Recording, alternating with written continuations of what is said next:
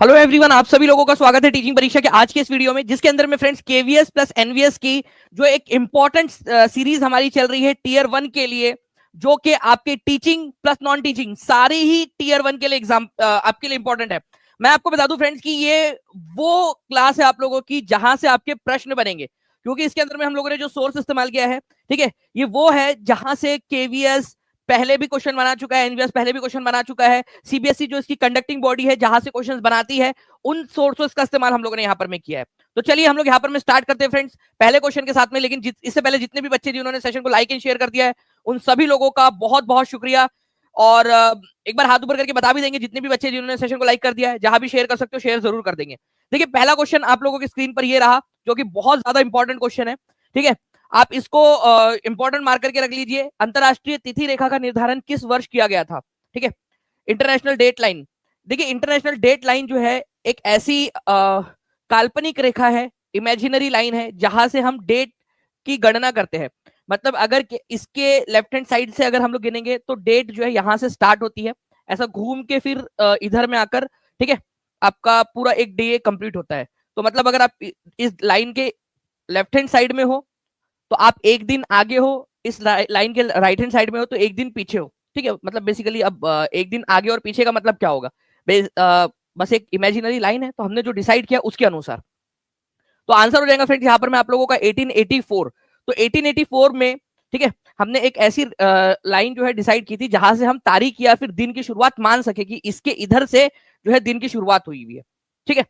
तो 1884 ये याद रखिएगा आप सभी के सभी। और ये जो लाइन है इंटरनेशनल डेट लाइन, ठीक है, 180 डिग्री लॉन्जिट्यूड भी इसको कहा जाता है, ये याद रखिएगा आप सभी लोग, ठीक है। इसको 180 डिग्री लॉन्जिट्यूड भी कहा जाता है, 180 डिग्री देशांतर, ठीक है। चलो, अच्छा, ये इंटरनेशनल डेट ऑफ लाइन कौन से महासागर, मेन कौन से महासागर से होकर जाती है, प्रशांत महासागर में से मेनली, ठीक है, ये याद रखना है आप लोगों ने। नेक्स्ट क्वेश्चन है आपका कि निम्न में से किस वर्ष में महारानी विक्टोरिया ने भारत की साम्राज्ञी की उपाधि धारण की थी। भारत की साम्राज्ञी मतलब कि भारत की महारानी की उपाधि धारण की थी, एम्प्रेस ऑफ इंडिया। एक्चुअली क्या हुआ था ना,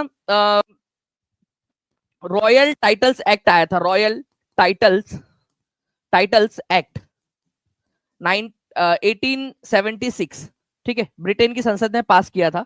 और इसके जरिए, इस एक्ट के जरिए जो क्वीन विक्टोरिया थी उनको भारत की रानी घोषित कर दिया गया था, ठीक है। तो आंसर होगा आपका 1876। ये क्वेश्चन ऑलरेडी एमआरएस पीजीटी के अंदर में आ चुका है, केवीएस में एनवीएस में आ सकता है क्वेश्चन, ये याद रखिएगा आप लोग, ओके। 1876 में, और इसी का जश्न मनाने के लिए, इसी चीज का जश्न मनाने के लिए 1877 में, ठीक है, पहला दिल्ली दरबार भराया गया था, फर्स्ट दिल्ली दरबार भराया गया था। उस समय भारत के वायसराय कौन थे, वायसरॉय, वो थे लॉर्ड लिटन, ठीक है, ये याद रखना आप लोगों ने। पहला दिल्ली दरबार इसी का जश्न मनाने के लिए मनाया गया था 1877 में, ठीक है। तो ये एक इंपॉर्टेंट क्वेश्चन है, एग्जाम के अंदर में आप लोगों से पूछा जा सकता है। जो जो भी पॉइंट्स है मैंने आपको बता दिया। रॉयल टाइटल्स एक्ट कब पास हुआ था, अगर ये क्वेश्चन आ जाए तो 1876। इसी एक्ट के तहत क्वीन विक्टोरिया को भारत की साम्राज्ञी या भारत की एम्प्रेस घोषित किया गया था। तो अगर ये क्वेश्चन आ जाए कि क्वीन विक्टोरिया को इंडिया की एम्प्रेस कब घोषित किया गया था, तो भी 1876 हो जाएगा। पहला दिल्ली दरबार कब मनाया गया था, ठीक है, तो आंसर हो जाएगा आपका 1877, ठीक है। और उस समय में वाइसराय कौन थे, लॉर्ड लिटन। तो ये आप लोगों का फ्रेंड्स हर जगह पे काम आने वाला है, बीपीएससी टीआरई में भी काम आएगा, केवीएस में काम आएगा आपको, ठीक है। आप लोग आगे जाकर जब सुपरटेट की एग्जाम दोगे, DSSB की एग्जाम दोगे, सभी जगह पे आपको काम आने वाला है ये, ठीक है। और आपके टीयर 1 के अंदर में तो काम आने ही आने वाला है। चलिए नेक्स्ट क्वेश्चन की तरफ में हम लोग आगे बढ़ते हैं।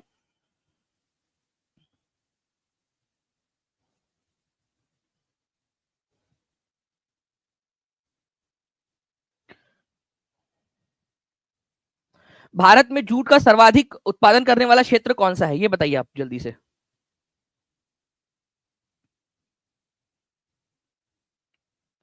देखिए भारत में सबसे ज्यादा जूट का प्रोडक्शन कहां पर में होता है, जूट जिसको आप पटसन भी बोलते हो,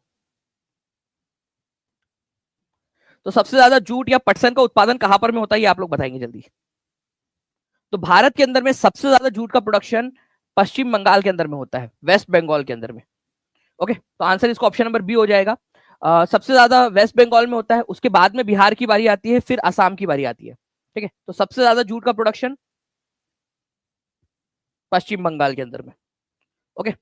चलिए तो ये जूट होता क्या है, देखिए यहाँ पर मैं आप लोग देख सकते हो फ्रेंड्स, ये इस तरीके से ये रेशे होते हैं, ठीक है, जिनको बुनाई करके आप बोरे या फिर जो पैकिंग का जो सामान है वो बनाते हो। ओके, रस्सियां भी बनाई जाती है इससे। इसको गोल्डन फाइबर भी बोला जाता है। ओके, गोल्डन फाइबर, सुनहरा रेशा भी बोला जाता है। तो सुनहरा रेशा किसको बोला जाता है, अगर ये क्वेश्चन आ जाए आप लोगों से तो प्लीज इसको याद रखिएगा आप लोग, सुनहरा रेशा बोला जाता है जूट या फिर पटसन को। नेक्स्ट क्वेश्चन की तरफ में आगे बढ़ते हैं friend. The river Amazon originates इन, ठीक है, अमेजोन नदी का उद्गम कहां पर में होता है। ओके, अब ध्यान से समझिएगा आप लोग, ठीक है, ये है साउथ अमेरिका, ठीक है, महाद्वीप। यहां पर में आप लोगों को एक पर्वत श्रृंखला मिलेंगी जो दुनिया की सबसे लंबी पर्वत श्रृंखला है, ठीक है, सबसे लंबी पर्वत श्रृंखला साउथ अमेरिका के अंदर में। और यहां से, ठीक है, ये जो एंडीज पर्वत श्रृंखला है ना, दुनिया की सबसे लंबी पर्वत श्रृंखला, यहां से अमेजोन जो नदी है उसका उद्गम होता है। और इस तरीके से ये फिर अटलांटिक ओशन में जाकर मिल जाती है, ब्राजील और बाकी सारे देशों से होते हुए।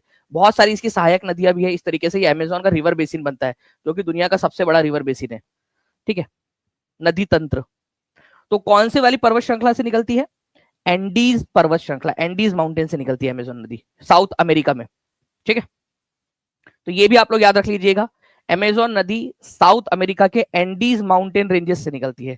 एंडीज माउंटेन रेंज दुनिया की सबसे लंबी माउंटेन रेंज है, ये भी याद रखना है आप लोगों ने, ठीक है, सबसे लंबी माउंटेन रेंज। ओके, चलिए, तो ये आप लोगों को मैप के ऊपर में भी दिखाता हूं मैं कि किस तरीके से जो है अमेजोन रिवर जो है एंडीज की इधर साइड में पूरा एंडीज पर्वत श्रृंखला है, यहां से निकलती है और इसकी बहुत सारी सहायक नदियां है। और ये एरिया जो कवर कर रही है ना, ये पूरा जो एरिया ये कवर कर रही है अमेजोन नदी और उसकी सहायक नदियां, इसको बोला जाता है बेसिन। तो दुनिया का सबसे बड़ा रिवर बेसिन कहां पर में है, तो ये अमेजोन रिवर के पास में है सबसे बड़ा रिवर बेसिन। प्लीज इसको लिख लीजिए, ठीक है, largest river basin, largest river basin, largest river basin पूरे दुनिया का कौन सा है, अमेजोन रिवर बेसिन है। जैसे हमारे भारत के अंदर में रिवर बेसिन सबसे बड़ा गंगा ब्रह्मपुत्र का रिवर बेसिन सबसे बड़ा है, वैसे ही सबसे बड़ा रिवर बेसिन अगर पूरे दुनिया में कहीं पे है तो वो अमेजोन का रिवर बेसिन है।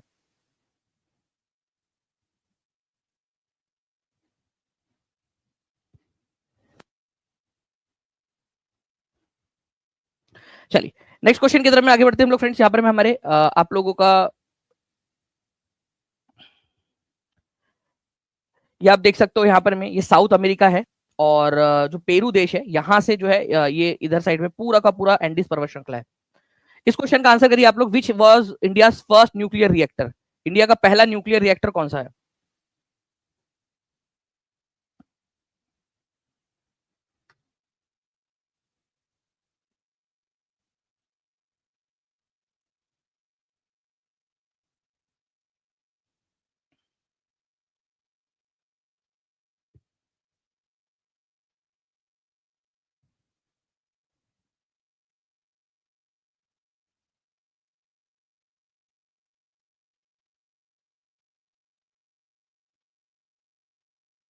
बढ़िया।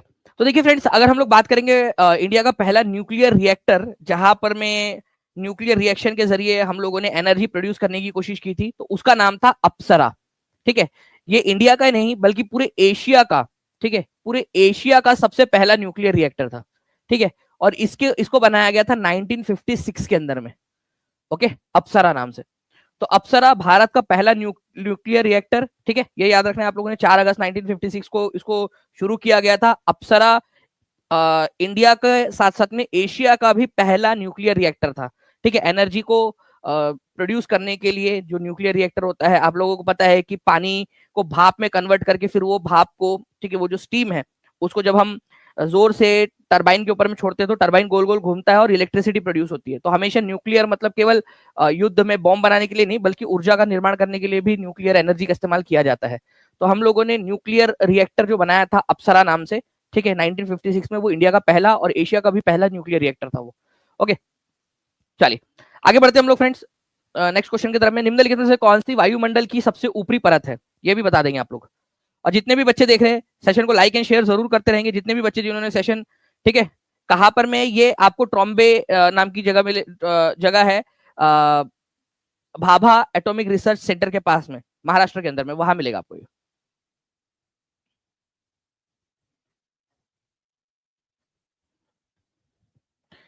आंसर करिए इसका।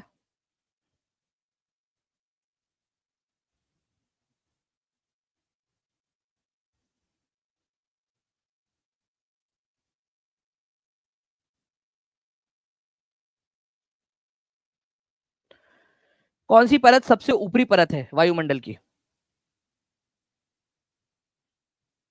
देखिए, अगर हम जो है हमारी ये अर्थ, इसको हमारी अर्थ मान ले, तो हमारे सबसे पास में सबसे नीचे वाली जो वायुमंडल है, जो एटमॉस्फेयर है, ठीक है, उसको हम क्या कहते हैं? उसको हम कहते हैं, ठीक है, ट्रोपोस्फियर, शोभ मंडल, यहाँ की जो हवा है।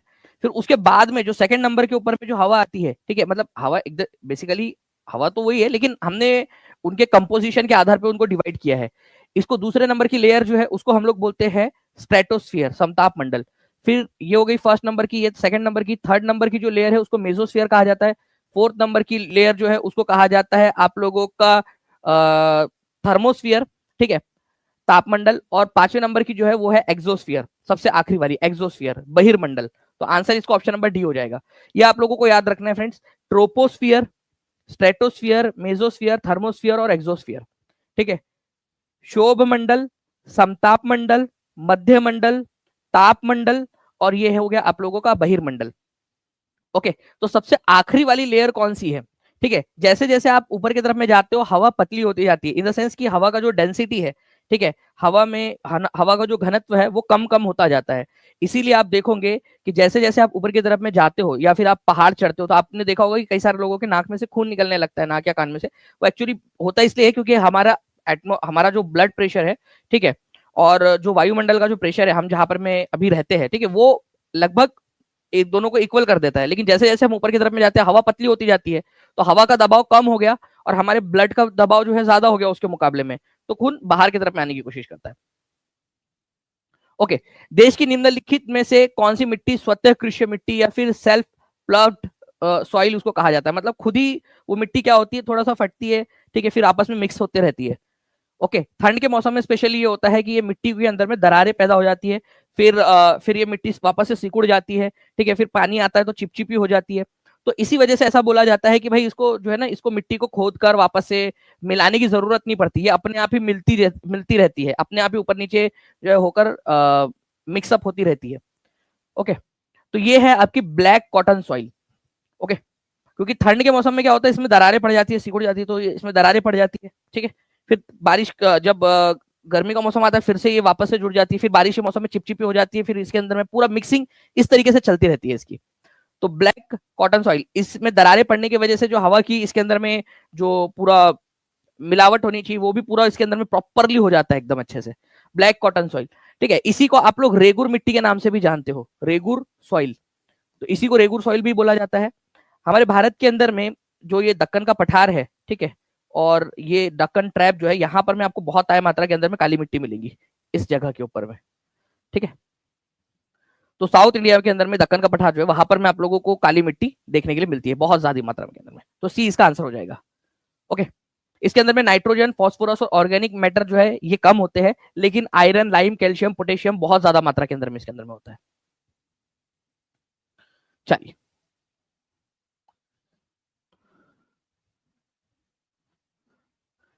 इसके अलावा जो है फ्रेंड्स आप लोग एक चीज देखोगे कि ये पानी के समय में ये चिपचिपी हो जाती है, तो इसके अंदर में ना वाटर रिटेन करने की, मतलब पानी को पकड़ के रखने की बहुत ज्यादा क्षमता होती है।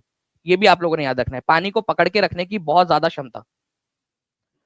जिस समय भारत को स्वतंत्रता प्राप्त हुई उस समय इंग्लैंड का प्रधानमंत्री कौन था, ये बताएंगे आप लोग।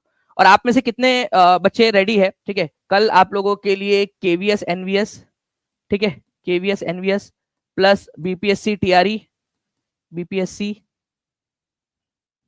टीआरई, ठीक है, प्लस एईडीओ का एक लंबा वाला सेशन, ठीक है, 8 बजे से लेकर 12 बजे तक लाइव जो है क्लास आप लोगों की। और उसके अंदर में हम लोग 300 प्लस जो है मोस्ट इंपॉर्टेंट क्वेश्चन पहले ही कर ले अभी, ताकि ऐसा ना हो कि आप एग्जाम के समय में ये सारे क्वेश्चंस कर रहे हो, तो ये कर ले हम लोग। कितने लोग रेडी हैं? अगर रेडी है तो हाथ ऊपर करके बता देंगे, ठीक है। और हमारा जो टारगेट है 1000 प्लस का वो जल्दी से आप लोग कर देंगे, सभी लोग जहां भी शेयर कर सकते हो शेयर कर दीजिए जल्दी जल्दी से, ठीक है, और सेशन को लाइक भी कर देंगे आप लोग।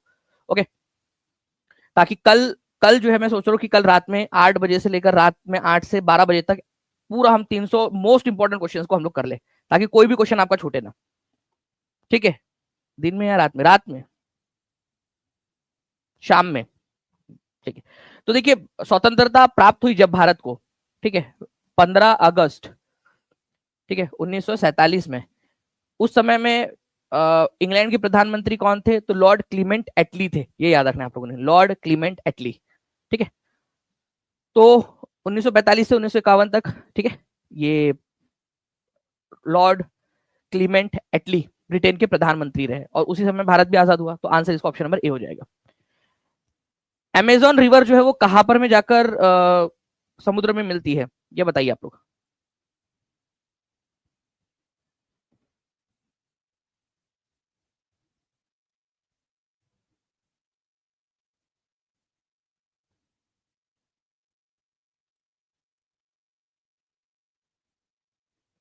चलिए, तो देखिए फ्रेंड्स, यहाँ पर में अमेजोन नदी किस महासागर में गिरती है?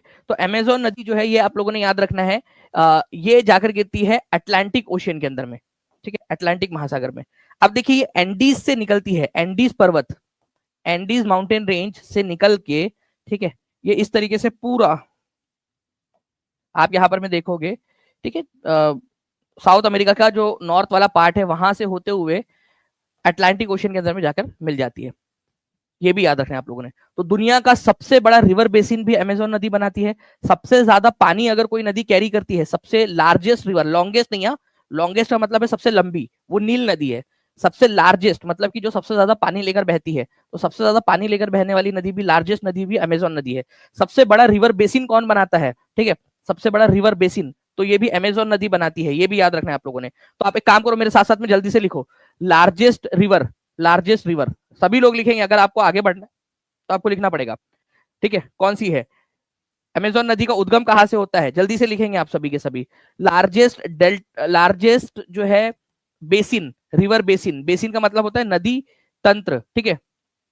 लार्जेस्ट रिवर बेसिन कौन बनाता है? ये भी आप लोग लिख देंगे जल्दी से। ओके, सभी लोग कमेंट में लिखिए ताकि याद हो जाए आप सभी लोगों को। ओके, और कहां से निकलती है ये भी बता देना। नाउ 73वें संविधान संशोधन के जरिए 73rd कॉन्स्टिट्यूशनल अमेंडमेंट एक्ट, इसमें कौन सा भाग जोड़ा गया ये बताएंगे आप लोग। और इसके अलावा मैं आपको बता दूं फ्रेंड, जितने भी बच्चे हैं जो केवीएस एनवीएस के लिए तैयारी कर रहे हैं, ठीक है, और ये सभी के लिए बता रहा हूँ, टीयर 1 के लिए अगर आप तैयारी कर रहे हो तो भी आपके लिए कोर्स अवेलेबल है। Tier 1 plus tier 2 plus interview guidance के लिए आप तैयारी कर रहे हो तो भी आपके लिए कोर्सेस अवेलेबल है। मैं आपको बता दूं कि आप लोगों ने क्या करना है, टीचिंग परीक्षा के एप्लीकेशन पे जाना है, वहां से आप लोग जुड़ सकते हो, या नीचे में जो नंबर चल रहा है उस नंबर पे कॉल या व्हाट्सएप कर लीजिएगा आप लोग, ठीक है, तो भी आप जुड़ सकते हो, क्योंकि ये अच्छा मौका है आप लोगों के पास में, ठीक है। और साथ ही साथ आप लोग केवीएस 1000 इस कूपन कोड का इस्तेमाल करोगे, आप लोगों को फ्लैट 1000 रुपीज ऑफ भी मिल जाएगा।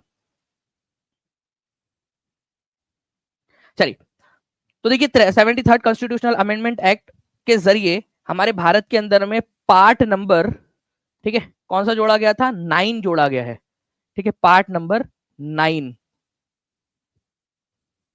ओके, ये पार्ट नंबर 9 जो है ये याद रखना है आप लोगों ने, किस चीज से डील करता है? पंचायत से। ओके, तो पंचायत से डील करता है। हमारे भारत में पंचायती राज को आधिकारिक रूप इसके अंदर में दिया गया। इसके अलावा आप लोगों ने एक चीज याद रखनी है कि हमारे भारत में डीपीएसपी में ऑलरेडी पंचायत का प्रावधान था, directive principle of state policy में, ठीक है, आर्टिकल नंबर 40 में, कि जब भी भारत सरकार को लगे तो पंचायत बनाने की कोशिश करनी चाहिए भारत के अंदर में।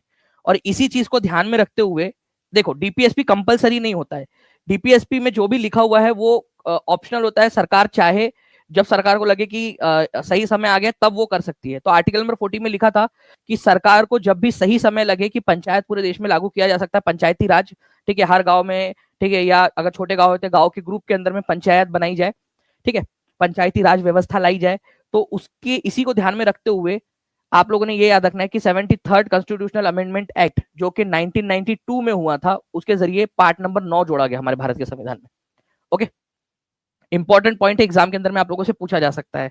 इस पार्ट नंबर 9 के अंदर में आप लोगों को आर्टिकल नंबर 243 से लेकर, ठीक है, 243 ए, 243 बी, ऐसा करते करते करते करते 243 ओ तक के जो आर्टिकल है वो आप लोगों को मिलेंगे, ठीक है, 243 ओ। तो कहां से कहां तक के आर्टिकल है? एक तो 243 अपने आप में है, फिर उसके बाद में A B C D E F G H O तक, ठीक है, ये याद रखेंगे आप। इसके अलावा जो है फ्रेंड्स एक और चीज याद रखनी है, इस 73rd कॉन्स्टिट्यूशनल अमेंडमेंट एक्ट के जरिए एक और चीज जोड़ी गई। देखो पार्ट नंबर जो है वो जोड़ा गया था 9, पार्ट नंबर 9 अभी आपको बता दिया, रोमन में भी लिख सकते हो आप, ऐसे नंबर में भी लिख लीजिए, ठीक है। पार्ट, एक और चीज जोड़ी गई थी जिसको बोला जाता है शेड्यूल, शेड्यूल या जिसको अनुसूची आप लोग बोलते हो, ठीक है। तो कौन से नंबर की अनुसूची जोड़ी गई थी इसके जरिए, ये भी आप लोगों को याद रख लेना है, ठीक है। तो अगर आप लोगों से अनुसूची बोल दिया जाए तो प्लीज ये याद रखेंगे आप लोग कि 11वें नंबर की जो अनुसूची है वो जोड़ी गई थी 11th नंबर की। अनुसूची कुछ नहीं है, संविधान के लास्ट में कुछ लिस्ट होती है, ठीक है, कुछ सूचियां है, अलग अलग लिस्ट है। जैसे पहली लिस्ट में दिया गया है कि हमारे भारत के अलग अलग राज्यों का नाम क्या होगा, ठीक है, उनकी सीमाएं कौन कौन सी है, ठीक है। उसके बाद में सेकंड नंबर की लिस्ट में दिया गया है कि भाई किसको कितनी कितनी सैलरी मिलेंगी।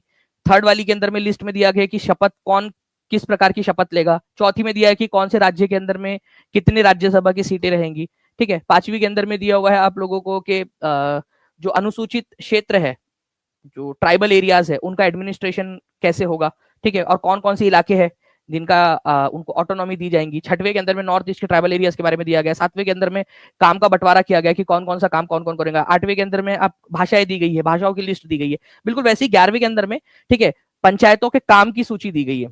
और इसमें बोला गया है कि 29 ऐसे कामों की सूची है, लिस्ट है, जो पंचायतों को दिया जाएगा। कितने काम है पंचायतों के, पंचायती राज के पास में 29 काम, और उसकी सूची आपको 11वीं अनुसूची के अंदर में दी गई है।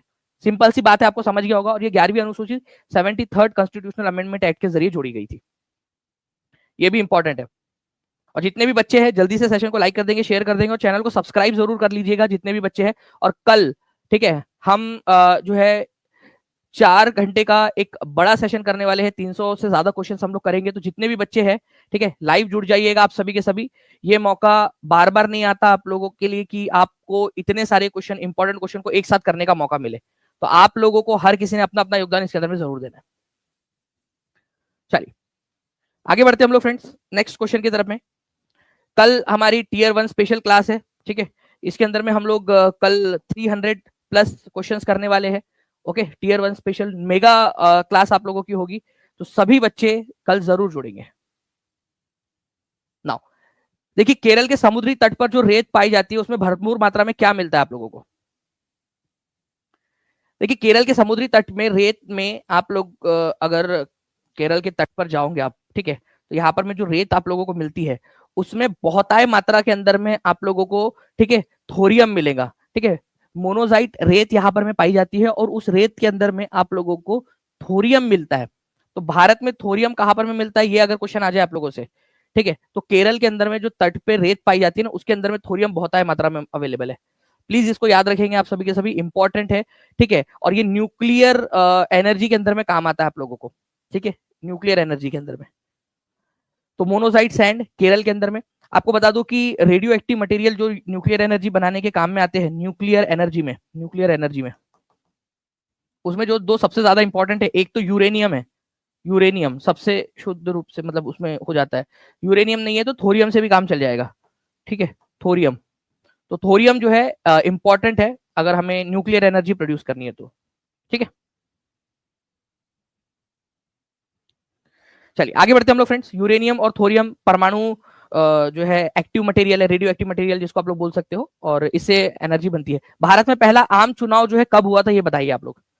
आम चुनाव मतलब आम का चुनाव नहीं है ये, जनरल इलेक्शन का मतलब कि भाई लोकसभा विधानसभाओं के लिए जो इलेक्शन होते हैं उनकी बात हो रही है। तो भारत में पहला जो जनरल इलेक्शन है वो कब कराया गया था, आजादी के बाद में। तो भारत के अंदर में पहला जो इलेक्शन हुआ था, बहुत इंपॉर्टेंट क्वेश्चन है,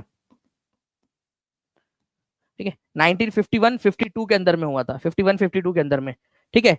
और ये बेसिकली स्टार्ट हुआ था अक्टूबर 1951 के अंदर में, और फरवरी 1952 तक चला था ये चुनाव। उस समय में भारत के जो है election commissioner, chief election commissioner कौन थे, सीईसी, चीफ इलेक्शन कमिश्नर, जिनके देखरेख के अंदर में ये चुनाव हुआ था, तो वो थे सुकुमार सेन, सुकुमार सेन, ठीक है, सुकुमार सेन। ये याद रखना, हमारे भारत के पहले election commissioner, chief election commissioner. तो ये भी क्वेश्चन आ सकता है, हमारे भारत के पहले मुख्य चुनाव आयुक्त कौन थे, सुकुमार सेन थे। इसके अलावा एक और क्वेश्चन बन सकता है आप लोगों से फ्रेंड्स कि भारत के मुख्य चुनाव आयुक्त होने के साथ साथ में उन्होंने कौन से एक और देश है जिसका मुख्य चुनाव आयुक्त का काम संभाला है। ये क्वेश्चन केबीसी में भी आया था, तो प्लीज इसको याद रख लीजिएगा। आप लोग एग्जाम के अंदर में भी पूछे जाते हैं क्वेश्चन। सूडान का जो है उन्होंने मुख्य चुनाव आयुक्त का भी काम संभाला है। ठीक है, तो सूडान हमसे उधार लेकर गया था इनको। ठीक है, कि जैसे भारत का इतने बड़े देश का उन्होंने चुनाव कराया तो हमारे देश का भी चुनाव कराने में मदद कर दे। तो ये प्लीज ये जो जो मैंने पॉइंट्स बताया है आप लोगों को इसको याद अच्छे से रख लीजिएगा आप लोग। ओके, इसके अलावा जो है आपको बताना चाहूंगा मैं कि जो हमारी पहली लोकसभा का चुनाव हुआ था, ठीक है, फर्स्ट जो लोकसभा का चुनाव हुआ उसके अंदर में जो टोटल सीट थी उस समय में, ठीक है, वो थी 489 टोटल। टोटल, ठीक है, टोटल लोकसभा सीट उस समय में, ठीक है, उस समय में थी 489, जिसमें से कांग्रेस ने कितनी जीती थी, अगर ये क्वेश्चन आ जाए आप लोगों से, ठीक है, कांग्रेस ने कितनी जीती, ठीक है, ये क्वेश्चन आप लोगों से बन सकता है। तो 489 में से 364 अकेले कांग्रेस ने जीत ली थी, 364। ओके, तो पहले लोकसभा चुनाव के अंदर में सीट्स थी 489 और उसमें से कांग्रेस ने 364 जीत ली थी। नेक्स्ट क्वेश्चन की तरफ में हम लोग आगे बढ़ते हैं। आंसर दिख रहा है आप लोगों को, मैं एक बार इसका आंसर छुपा देता हूं जस्ट।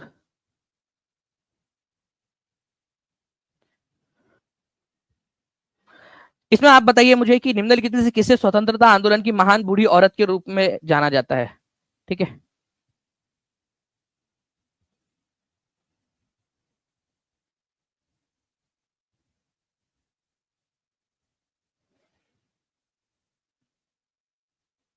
देखिए अगर हम लोग बात करेंगे grand old lady of independence movement, ठीक है, तो एक्चुअल में क्विट इंडिया मूवमेंट भारत के अंदर में जो हुआ था, भारत छोड़ो आंदोलन, ये हुआ था 1942 में। तो भारत के बड़े बड़े नेताओं को अरेस्ट कर लिया गया था, महात्मा गांधी, पंडित जवाहरलाल नेहरू, सरदार वल्लभ भाई पटेल, मौलाना अबुल कलाम आजाद, सबको अरेस्ट कर लिया गया था।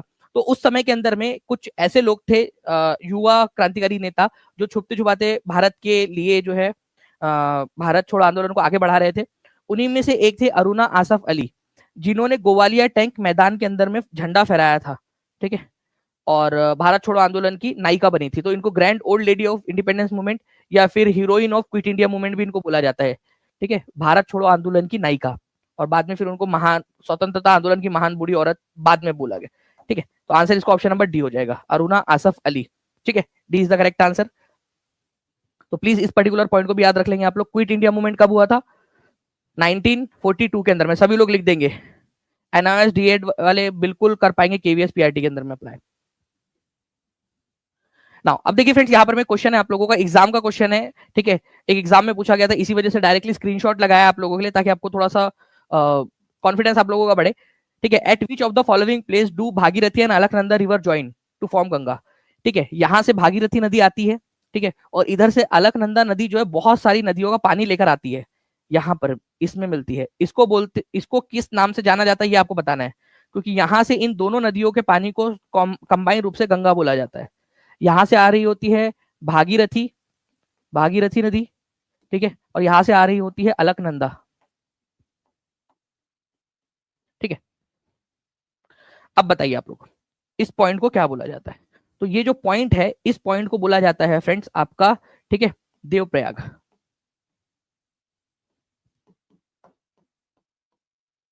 ठीक है, तो क्या बोला जाता है इसको? देवप्रयाग के नाम से जाना जाता है। ये बहुत ही इंपॉर्टेंट पॉइंट है आप लोगों का, देवप्रयाग। चलिए 500 प्लस लाइक से हम लोग बहुत ज्यादा पास में है। जिन भी बच्चों ने सेशन को लाइक कर दिया, एक बार हाथ ऊपर करके जरूर बता दीजिएगा। तो देवप्रयाग के नाम से जानते हैं इसको, ये आप लोग याद रख लेंगे।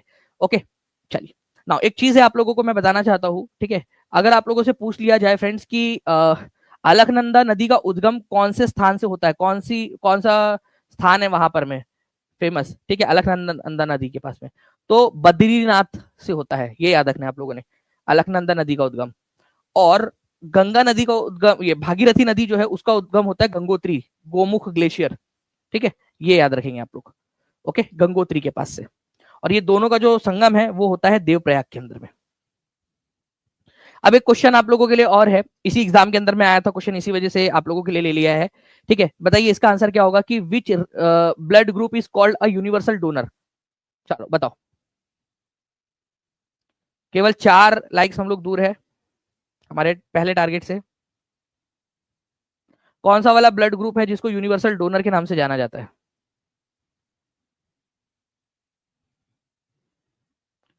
उसमें भी एक और कैटेगरी बनती है, ठीक है, पॉजिटिव निगेटिव की, वो भी आप लिख दीजिए। यहाँ पर मैं कुछ बच्चों ने लिखा भी है, जैसे PHY लवर ने लिखा है, और भी बहुत सारे बच्चे कुछ लिख रहे हैं यहाँ पर। में पॉजिटिव निगेटिव जो है उसका भी एक जो सब कैटेगरी होती है वो भी लिख देंगे आप लोग।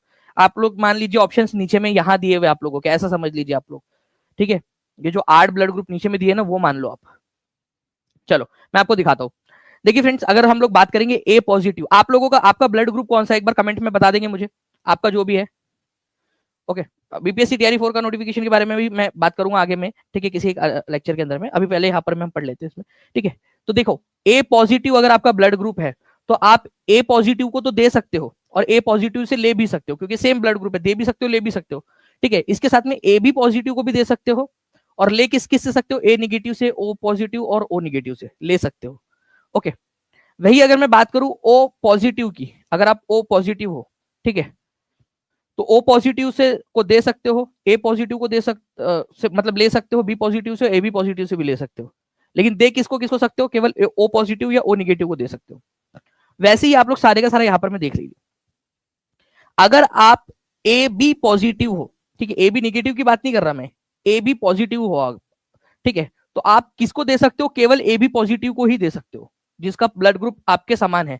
लेकिन जब लेने की बात आती है तो आप किसी से भी ले लेते हो, ठीक है, आप किसी से भी ले लेते हो। तो मतलब ए बी पॉजिटिव जो है ये क्या है, यूनिवर्सल रिसीवर है, ठीक है, रिसीवर, यूनिवर्सल रिसीवर सबसे ले लेता है। ए बी पॉजिटिव लिखेंगे, यूनिवर्सल रिसीवर कौन सा है। वही अगर मैं बात करूं फ्रेंड्स आप लोगों के यहाँ पर मैं ओ निगेटिव की, ओ पॉजिटिव की बात नहीं कर रहा मैं, ओ में भी ओ निगेटिव, ठीक है, वो किसी को भी दे सकता है, ठीक है, किसी को भी दे सकता है। तो ये हो गया आप लोगों का यूनिवर्सल जो है डोनर, ठीक है, ये किसी को भी दे सकता है, ओ निगेटिव।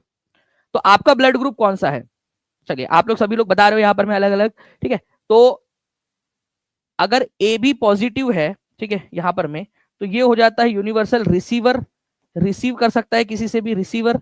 और अगर ओ निगेटिव है तो ये बन जाता है यूनिवर्सल डोनर, ठीक है, डोनर, ये किसी को भी दे सकता है। तो अब ऑप्शन में जो दिया हुआ था आप लोगों ने, ठीक है, जो ऑप्शन में दिया था ओ पॉजिटिव निगेटिव तो दिया नहीं था, सिर्फ ओ दिया हुआ था, तो इसी वजह से आपका सबसे क्लोजेस्ट जो आंसर हो जाएगा वो हो जाएगा ऑप्शन नंबर डी। एग्जाम का क्वेश्चन है, डायरेक्ट स्क्रीनशॉट इसीलिए लगाया ताकि आप लोगों को आपका कॉन्फिडेंस लेवल जो है वो बढ़ता रहे, ठीक है। तो ऐसे आप लोगों ने इसको याद रखना है। ओके, चलिए नाउ फ्रेंड्स आगे बढ़ते हम लोग यहाँ पर मैं नेक्स्ट क्वेश्चन की तरफ में। देखिए आपसे ये क्वेश्चन बहुत इंपॉर्टेंट है, इसको आप मतलब इंपॉर्टेंट मार्क करिए, very very very important question, ठीक है, आपके एग्जाम के लिए। और ऐसे ही मैं आप लोगों को 300 से भी ज्यादा क्वेश्चन कल कराने वाला हूँ। हर एक बच्चा रात में 8 बजे जरूर जुड़ जाएगा, ठीक है। तो देखिए यहाँ पर मैं बोला गया where is the forest research institute located, ठीक है। अभी आप लोग थोड़ी देर बाद उस क्लास के ऊपर में रीडायरेक्ट होंगे, तो उसको लाइक करके नोटिफाई मी का बटन दबा देना है, और उसके चैट बॉक्स में भी लिख देना है आप लोगों ने कि आप लोग आ जाओगे, ताकि पूरी टीम मोटिवेट हो।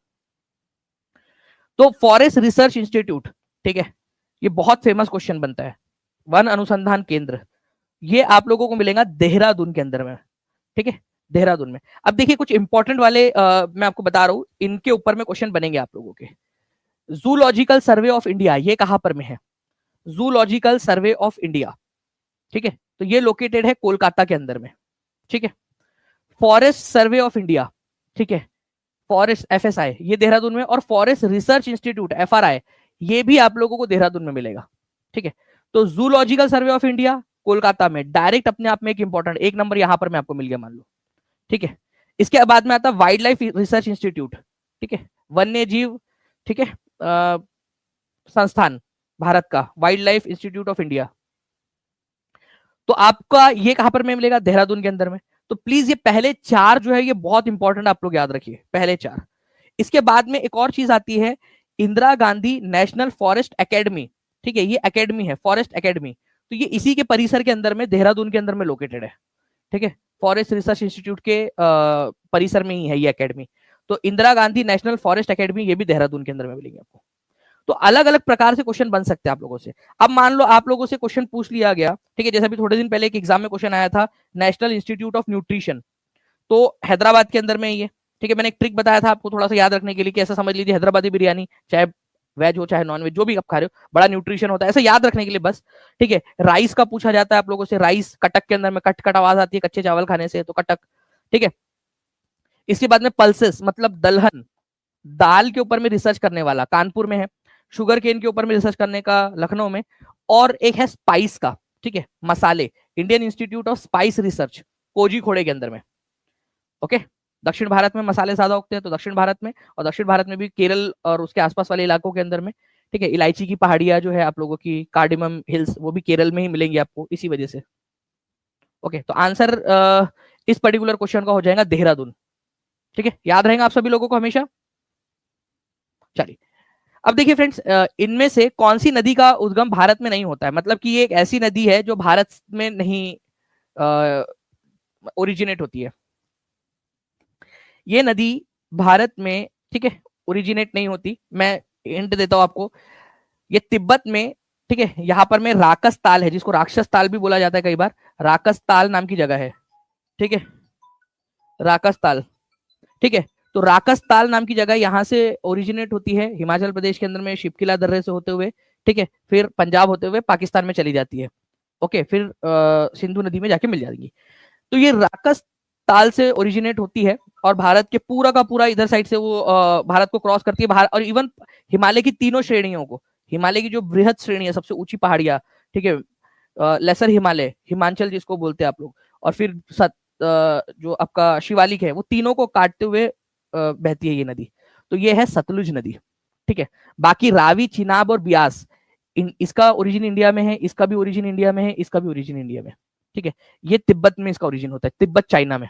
ठीक है, तिब्बत, ठीक है, चाइना, ये आप लोगों ने याद रखना था। इस तरीके से क्वेश्चन आप लोगों से बन सकता है। ओके, तो प्लीज इस पर्टिकुलर पॉइंट को याद रखेंगे आप सभी के सभी लोग। और जितने भी लोग चाहते हैं कि कल जो है हम लोग जो ये बड़ा वाला सेशन है हमारा, उसको हम लोग कंडक्ट करें, तो मुझे हाथ ऊपर करके जरूर बता दीजिए आप सभी के सभी लोग। और इसके अलावा आपको बता दूं कि आपको एक नोटिफिकेशन भी आ जाएगा, अगर आप लोग चाहते हो कि जो है सारे जो आपकी क्लासेस होती है उसके नोटिफिकेशन प्लस यूट्यूब क्लास की पीडीएफ वगैरह सब कुछ आपको मिल जाए। ठीक है, तो आप टीचिंग परीक्षा का जो केवीएस एनवीएस का कोर्स है वो ज्वाइन कर सकते हो आप लोग। ठीक है, इसमें आप लोगों को पूरी की पूरी तैयारी, ठीक है, केवीएस एनवीएस का पूरा कंबाइंड कोर्स आप लोगों को मिल जाएगा।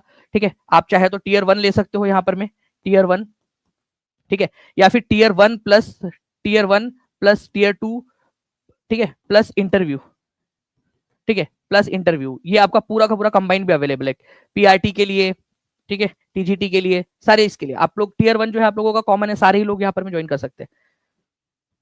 चलिए, हिंदी की क्लास बिल्कुल आप लोगों की स्टार्ट होने वाली है, तो आप लोग उस क्लास में जा सकते हो। बाकी आप लोगों को कल जो है आपका 8 बजे बड़ी क्लास होने वाली है, तो सभी बच्चे अलार्म लगा लेंगे, कल 8 बजे एग्जैक्ट आ जाइए आप लोग, एक बड़ी क्लास हम लोग कंडक्ट करेंगे। और लाइव के तुरंत बाद में आप लोगों के लिए एक टेस्ट भी रखूंगा उसमें, ताकि आप लोगों की एक प्रैक्टिस भी हो जाए। ओके, चलिए, तो कल मिलते हैं हम लोग फ्रेंड्स हमारे क्लास के अंदर में। तब तक आप जाकर क्लास को लाइक कर देंगे, नोटिफाई में का बटन दबा देंगे, और एक चीज आप चैट बॉक्स में भी लिख देंगे कि बिल्कुल आप लोग आ जाएंगे, ताकि एक पूरी टीम को हिम्मत मिले कि हाँ आपके लिए और ज्यादा मेहनत करनी है। ओके, चलिए, बाकी अगर आप लोग टीचिंग परीक्षा ज्वाइन करना चाहते हो तो नीचे में जो नंबर चल रहा है उस नंबर पे कॉल या व्हाट्सएप कर सकते हो, 7611101101 9697884444, ये नंबर आप लोगों को यहाँ पर में दिखाई दे रहा होगा। Okay, thank you very much friends, bye, thank you.